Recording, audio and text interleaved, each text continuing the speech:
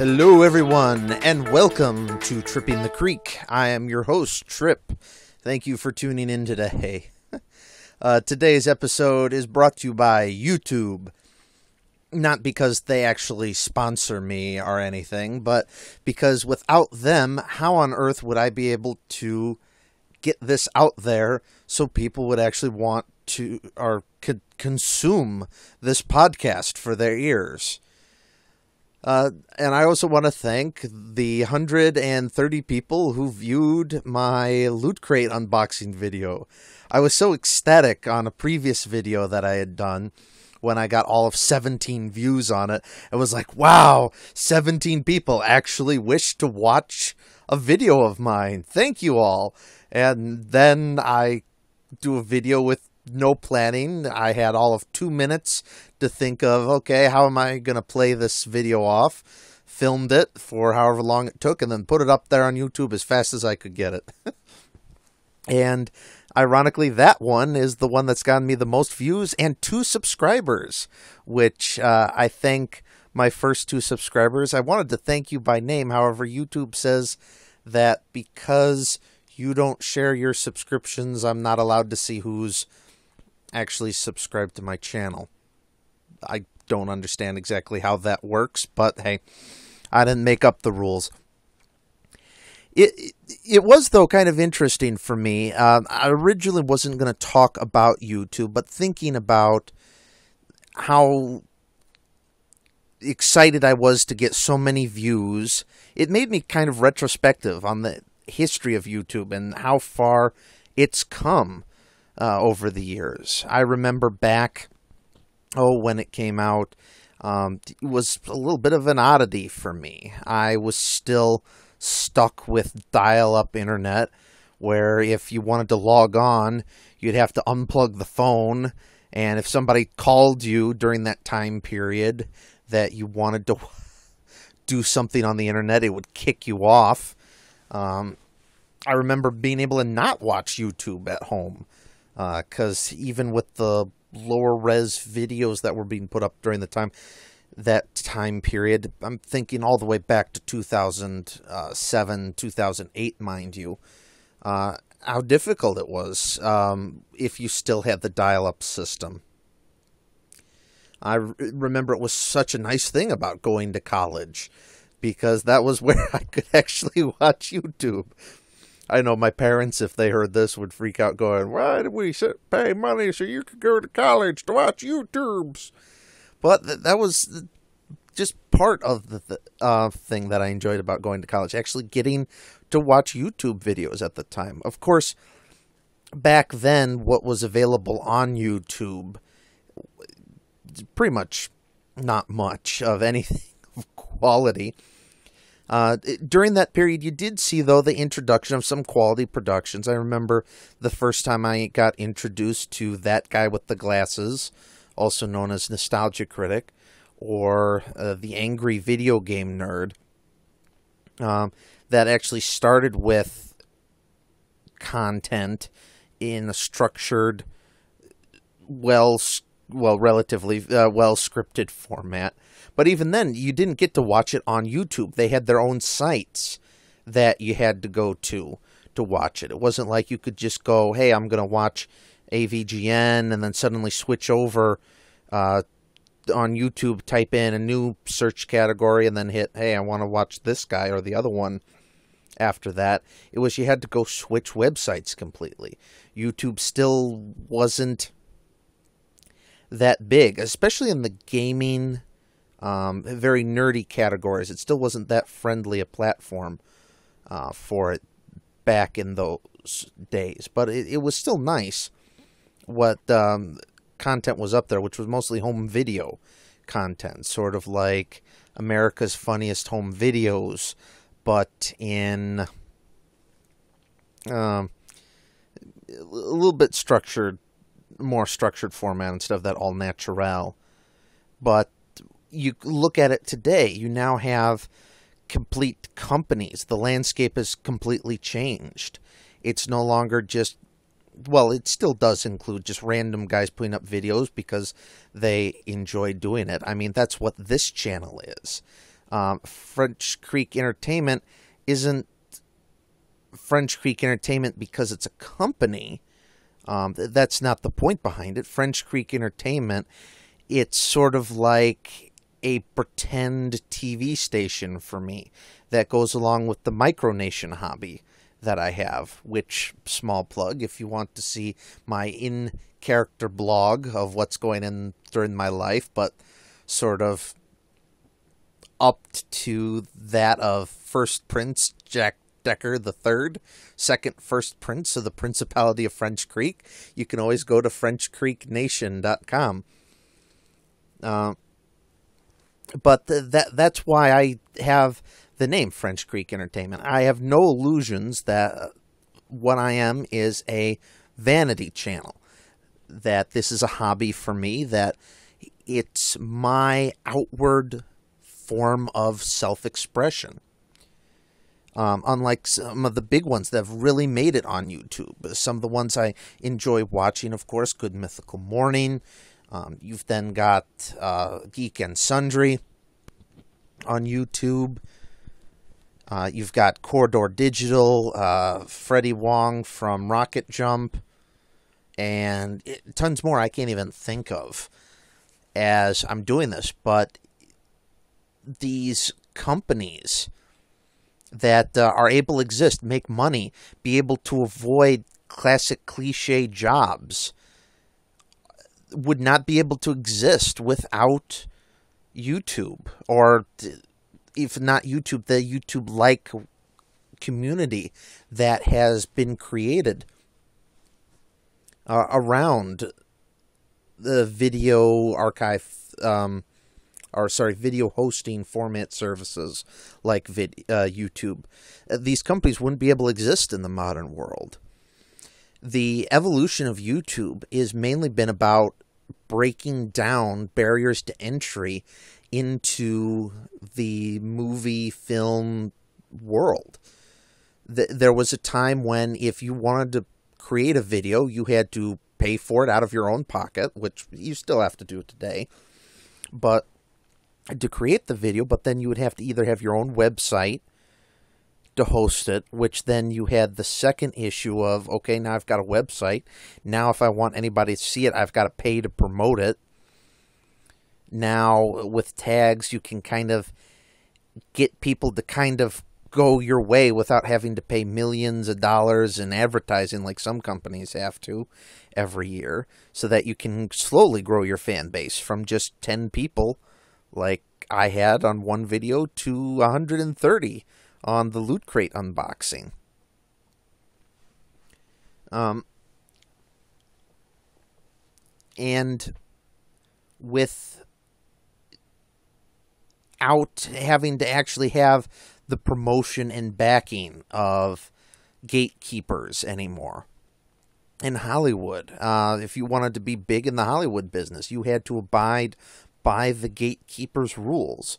You had to do the content they wanted you to produce in the way they wanted you to do it, hire the particular people they wanted to.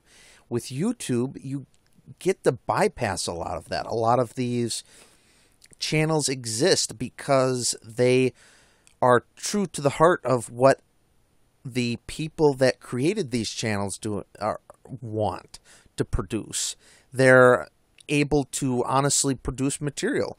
It might not always be the best, but it's honest to who they are, and they're able to do it. And in past, the gatekeeper system would have prevented that. We wouldn't have had Angry Joe or Geek and Sundry, because the big dudes with the money up top would have gone, I don't understand it. I don't see how I'm going to make money off of it. I'm not going to okay it. Now we can go direct to consumer publishing with YouTube. And if you want to make it, it's not about always the flashiness of your videos or, let's face it, the quality of them either. It's just about, are you able to find an audience that wants to enjoy your product?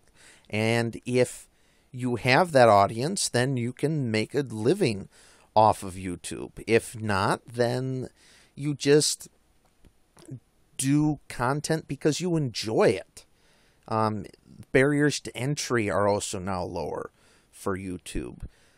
A single video now, everything on there has been paid for through products on my end that I've bought for other purposes because I need them in life for one thing or another. The only special purpose product that I ever bought for any of those videos on this channel is the microphone, because the one in my phone wasn't as good. And I spent $15 on the microphone that I'm currently using. I want a slightly better microphone. I'm actually thinking about buying one soon, one of the $50 USB ones, so that I can have a better quality recording, so you don't hear that background fuzziness that I have to hide with music, or be able to hear my voice more clearly. But you don't need expensive gear to become a YouTuber. You can just sit here and go, I want to produce something. And I don't care, and I know there's some that would agree with me if this succeeds or not. It's a form of self-expression that I'm able to go, or they're able to go and say, I want to do this because it satisfies a need in me to be creative. Some of us aren't artistic. Others just aren't able to sit down long enough to engage in other maybe artsy products. But to be able to sit there in front of a camera and be able to do something that I enjoy, even if it may seem slightly, in the context of my own content, slightly childish, it's enjoyable. And I thank YouTube for existing and allowing me to be able to do this, to engage in this type of activity, to be able to let out that creative expression that I normally wouldn't be able to. I know myself and others work jobs that, let's face it, aren't that creative orientated. A lot of us are, just because, hey, we want to have a little problem in our lives, a little addiction called, we want to live comfortably. And a lot of times, if you don't come from a background that you're able to have easier access into the creative outlet, you're not going to be able to support yourself through more creative means. I do a job that is about as creative as watching grass grow. In fact, I watch a lot of grass grow, actually. So it's nice to be able to just sit down and produce content that apparently somebody actually clicked on a video and said, hey, I want to watch it. So I thank you, YouTube, for existing, even if you are owned by Google and you do have your problems, which, let it be clear, even though I am thanking YouTube, I'm not giving them a pass on some of the problems they have. Let's be clear on that. I am creative, and I do thank them that myself and others get to enjoy being YouTubers, getting to create content. But there are some real problems that are indicative of YouTube that need to be addressed. Some of which you might be able to kind of blame on the YouTube community, because let's face it, the current YouTube copyright system is probably number one in all complaints across the board. It exists because people weren't performing due diligence and trying to figure out what actually is and is not true fair use content. And you can't blame them for being forced into that position, because there are still content providers that do, even though they are great fandom services, do need to be able to protect their own material because they put the money and effort into it. The problem is, because Google, YouTube, Alphabet, or whatever they want to call themselves now, want to take the easy road instead of enforcing copyright law correctly, want to just take the easy road. We have the auto content ID system, which is where the problem lies. And it wouldn't be so bad. Like, I had one video previously. I used some of the Star Wars intro score music for it under the Star Wars unboxing video. I enjoyed it. I personally believe that because it was such a short clip and it was for the comedy sake of when those credits go scrolling up screen, that was well within the fair use of the video, was in fair use because it wasn't infringing on their system and it was part of a joke, making fun of the love of Star Wars fandom and making fun of the intro credits by typing up all that funny little stupid stuff that I did. And it got hit with a content flag. And from a technical standpoint, I was amazed that it was actually able to tell me which CD I had actually used for that Star Wars intro section. Actually named the exact CD and manufacturer that I used. And then I didn't mind so much the fact that it flags it. Okay. I still believe that it was within fair use because it was for comedy parody purposes, with some commentary mixed in. So it was, and it wasn't the full clip, it was just part of it. But I'm too small. I don't have the ability or really desire or the fan base to justify fighting it. But what do you get hit? And I was lucky because all I got hit was, they said, okay, you may no longer monetize your video, which was another thing I hadn't done either. Okay, so I don't mind not making money off of the video. I didn't mind that. But it then tells me that my video is blocked in 244 countries. I actually read through the entire list. I think relatively long list that it gave me was every single country that YouTube is broadcast in. I was not allowed to be watched. And it bugged me a little bit. If you're going to do that when you can already find that music everywhere on YouTube anyway, which doesn't make sense. So why does my video get hit when it does fall under fair use, but you can find that exact same intro music complete anywhere else on YouTube by non-Sony channels? And then when it gives you the suggestion of, hey, do you want to use this royalty-free music? It then gives you that exact song that you can use too to choose from the royalty-free. It just sounds maybe slightly compressed. I couldn't tell the difference until I put my headphones on and started really listening to it. I think it was slightly compressed.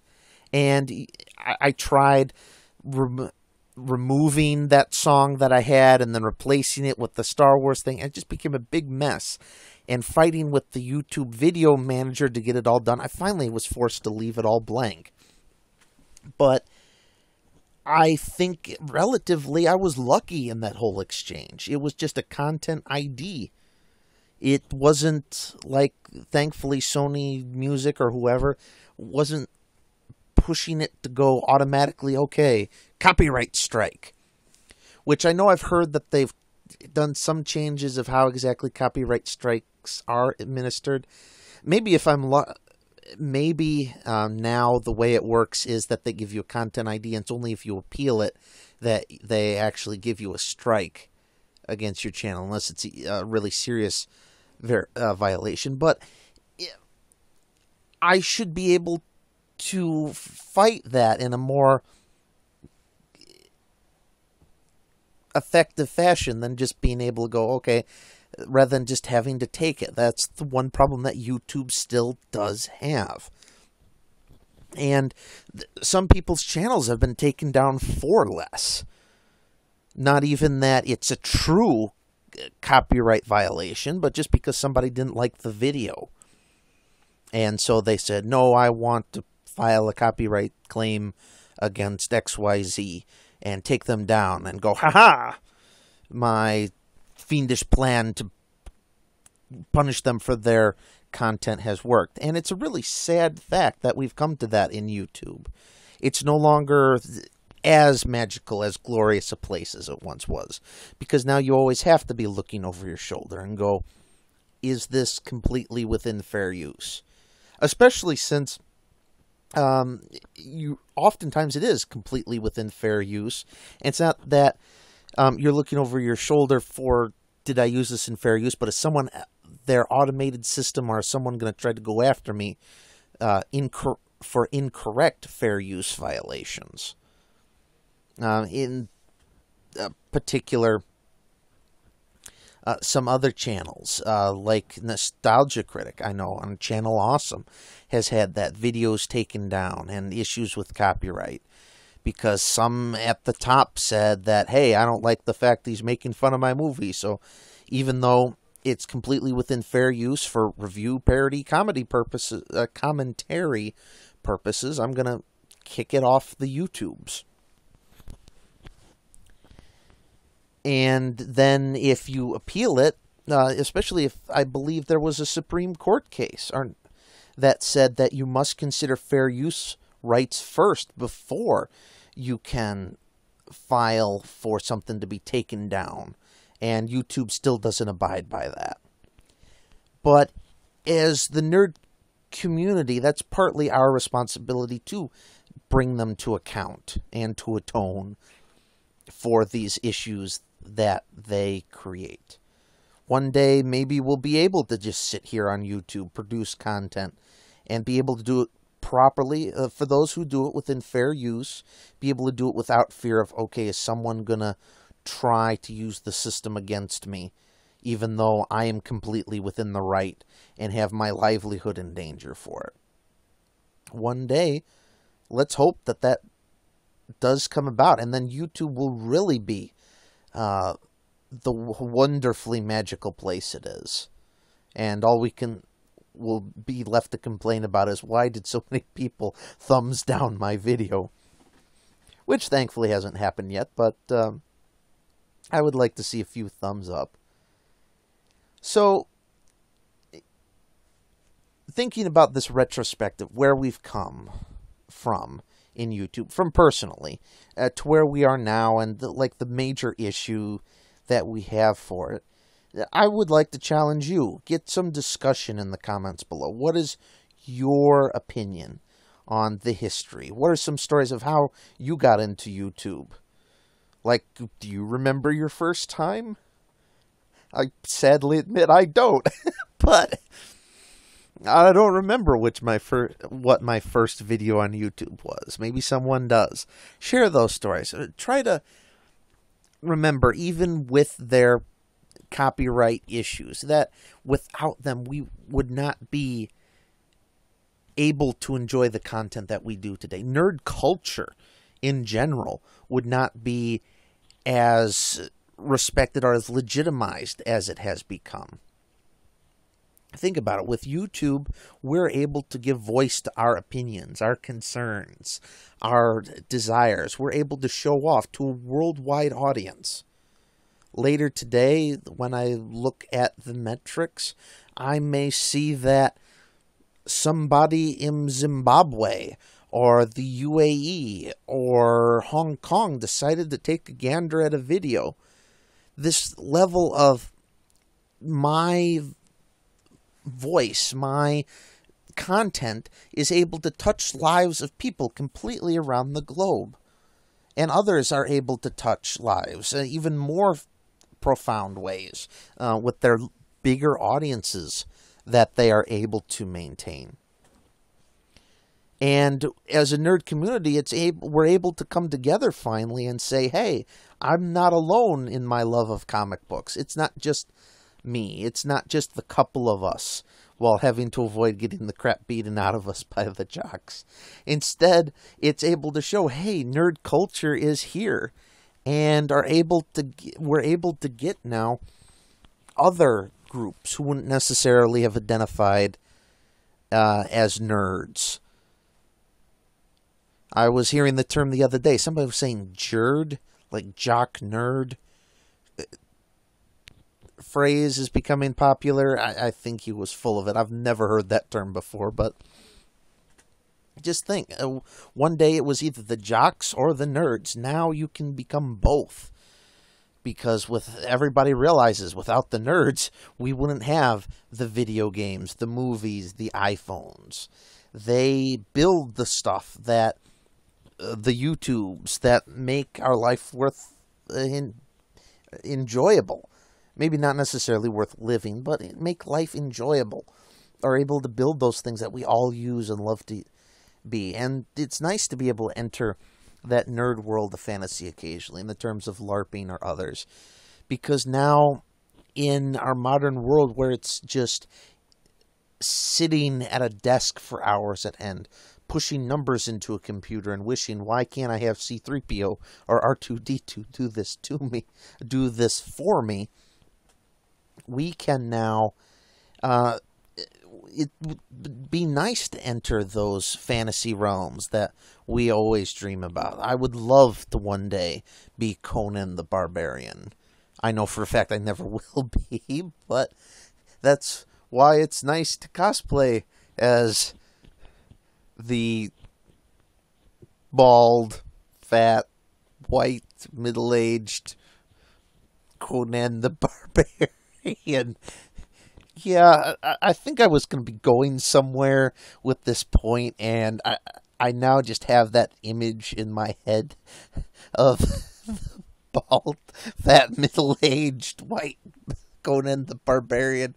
And it's like, yeah, I'm not sure that this is actually going to prove any point that I have, but yeah, I'm now not sure about any point that if I was even trying to have a point or just trying to sound like I was going in a direction where, yeah, let's get support behind us for this movement. Oh well.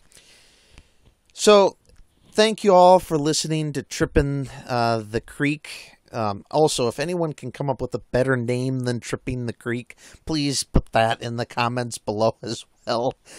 I've been fighting with myself trying to figure out what to actually name this. I did Creekcastic, Tripcastic, because of a podcaster I love listening to from his name is Sean Castic, but thinking of that, it's like, that's just outright theft.